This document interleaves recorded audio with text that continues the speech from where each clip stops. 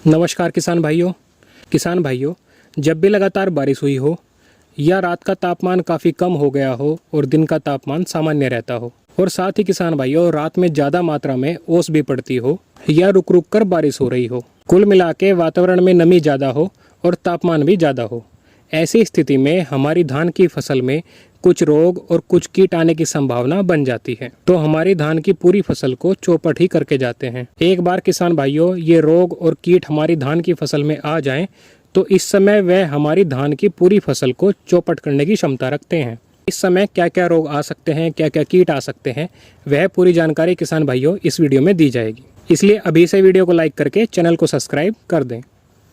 किसान भाइयों, सबसे पहले जो इस समय रोग आने की संभावना रहती है वह होता है ब्लास्ट यानी कि झुलसा। किसान भाइयों, झुलसा रोग हमारी धान की किसी भी अवस्था में आ सकता है।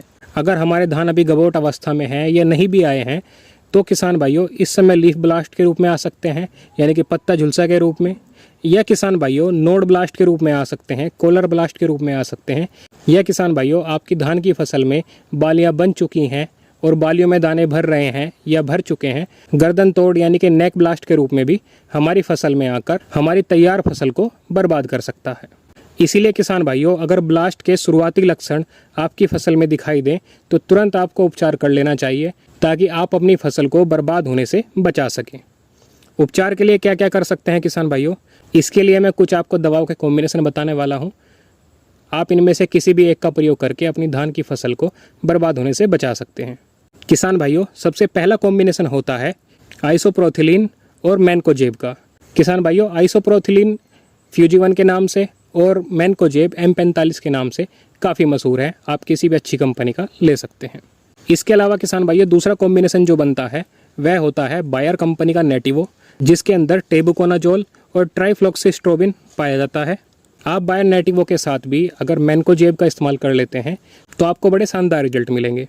इसके अलावा किसान भाइयों तीसरा कॉम्बिनेशन जो आता है वह होता है एमिस्टार टॉप और मैनकोजेब का। एमिस्टार टॉप सिजेंटा कंपनी का आता है, इसके अंदर अजोक्सिस्ट्रोबिन और डाइफेनोकोनाजोल पाया जाता है जो बड़ा ही अच्छा फफूंदनाशक होता है। आप इनमें से किसी भी एक कॉम्बिनेशन का इस्तेमाल करके अपनी धान की फसल से ब्लास्ट यानी कि झुलसा रोग से बचाव भी कर सकते हैं।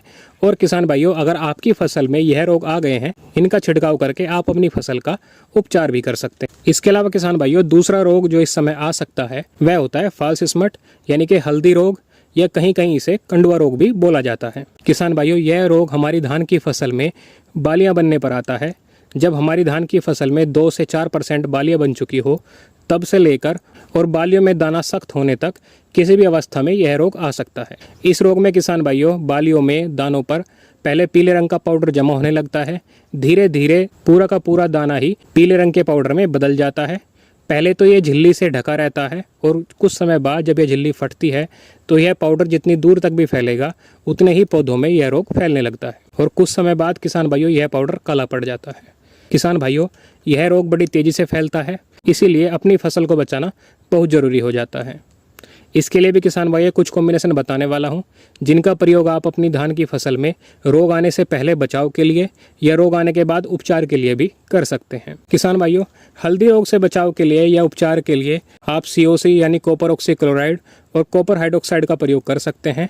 लेकिन किसान भाइयों इनका प्रयोग आपको तभी करना है जब तक आपकी धान की फसल में 2 से 4% ही बालियाँ बनी हो, क्योंकि किसान भाइयों अगर आप बाली बनने के बाद कॉपर बेस किसी भी फंगीसाइड का इस्तेमाल करेंगे तो धान की बालियों पर धब्बे पड़ जाते हैं, जिस वजह से हमारी धान की क्वालिटी ख़राब होती है। किसान भाइयों अगर आप कॉपर वाले ही फंगीसाइड का इस्तेमाल करना चाहते हैं तो आप कॉपर सल्फेट और मैनकोजेब का एक कॉम्बिनेशन आता है जो स्वाल कंपनी का डेवोनो के नाम से और UPL कंपनी का कुप्रोफिक्स के नाम से आता है, इसका आप इस्तेमाल कर सकते हैं। इसके अलावा किसान भाइयों बालियां बनने के बाद जिन दवाओं का प्रयोग कर सकते हैं उसमें सबसे पहले आती है क्लोरोथेनोनिल जो जटायु के नाम से काफ़ी मशहूर है। इसके अलावा किसान भाइयों आप बायर के नेटिवो का भी इस्तेमाल कर सकते हैं, या किसान भाइयों आप बायर के ही फोलिक्योर का इस्तेमाल कर सकते हैं, या फिर किसान भाइयों आप सिजेंटा के एमिस्टार टॉप का भी प्रयोग कर सकते हैं। किसान भाइयों अगर आप इनका प्रयोग करते हैं तो आप अपनी धान की फसल में झुलसा रोग और हल्दी रोग दोनों से अपनी फसल का उपचार या बचाव कर सकते हैं। इसके अलावा किसान भाइयों जब भी आप इन दवाओं का प्रयोग करें तो इनके साथ बैक्टीरिसाइड का प्रयोग जरूर करें। बैक्टीसाइड के लिए किसान भाइयों आप कासुगामाइसिन का इस्तेमाल कर सकते हैं, या स्टेप्टोसाइक्लिन का इस्तेमाल कर सकते हैं, या वेल्डामाइसिन का इस्तेमाल कर सकते हैं। या फिर किसान भाइयों आप ऐसा प्रोडक्ट इस्तेमाल करना चाहते हैं जो फंगेसाइड और बैक्टीसाइड दोनों का काम करे, तो इसके लिए आप टेक्टर ब्रांड के इजुकी का इस्तेमाल कर सकते हैं। इस दवा के बारे में मैंने एक डिटेल में वीडियो बनाई है, आप यहाँ पर क्लिक करके इसकी पूरी जानकारी ले सकते हैं। इसके अलावा किसान भाइयों तीसरी जो समस्या आ सकती है वह होता है किसान भाइयों BPH यानी कि ब्राउन प्लांट होपर या प्लांट होपर, या किसान भाइयों उसको तेला या माहू के नाम से भी जाना जाता है। किसान भाइयों बारिश के मौसम में जिस समय धान की फसल में ज़्यादा पानी भर जाता है या धान की फसल गिर जाती है, तो उस अवस्था में हमारी धान का फसल का तना कमज़ोर हो जाता है, तो हमारी धान की फसल में प्लांट होपर या तेला या माहू आने की संभावना बन जाती है।